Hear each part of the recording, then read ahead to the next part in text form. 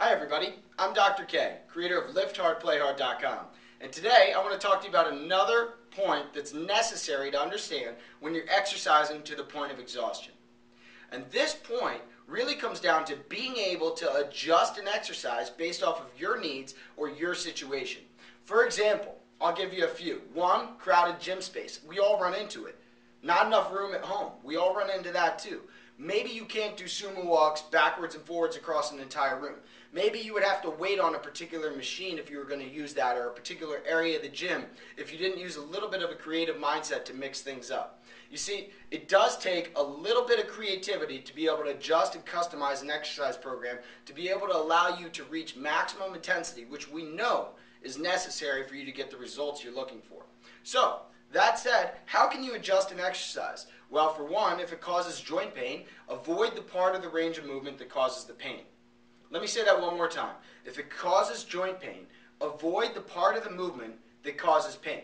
If it's the entire movement, or it happens right in the beginning, you're either going to avoid the beginning portion of the movement. If I was doing a front delt raise and it hurt right here at the bottom, I would only do the delt raise from here to here, training in the pain-free motion first.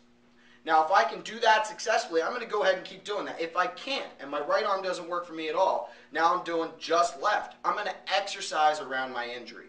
You know, I received a great question from Christy, who comments on my blog all the time about how could you adjust a burpee so it doesn't hurt your knees. Well, Christy, I'm so glad that you asked. And here's the answer. You see, burpees can be very difficult on the knees because of a deep knee bend.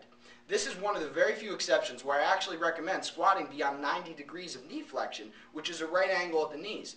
The reason for this is because it's such a great whole body movement, because it's an on and off the ground, functionally based, ground-based movement that I think benefits you in more ways than just one. But in reality, all you have to do, stick your hands on a bench or a stepper or even something a little bit higher, a squat rack, and do the burpee from there so you're not bending your knees as far. You know, that small modification still allows you to be able to use the upper body component. It repositions you in a new joint angle so that when your knees feel better, you adjust and you get a greater result. You still get the leg component, you still get the abdominal support, you still get the full body motion, the thrust, the volatile, explosive component of the burpee. You're missing out on very, very little, so you don't get quite as deep of a knee bend, but you do get all the benefit.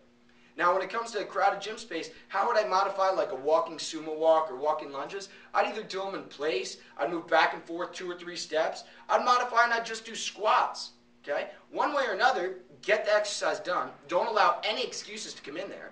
And when you're trying to exercise to the point of exhaustion for those optimal results that all of you are looking for in Lift Hard, Play Hard, in Personal Video Bootcamp, in Ab Strength Guide, in all of these different programs, when it comes down to really exercising to the point of exhaustion, you may need to use a little bit of creativity. And hey, if you're already a client of mine, you know I'm going to be there to give you those suggestions. So just write in or write some comments on my blog and I'll be happy to take care of you. Again, I'm Dr. K, creator of LiftHardPlayHard.com, and I hope you have a great day.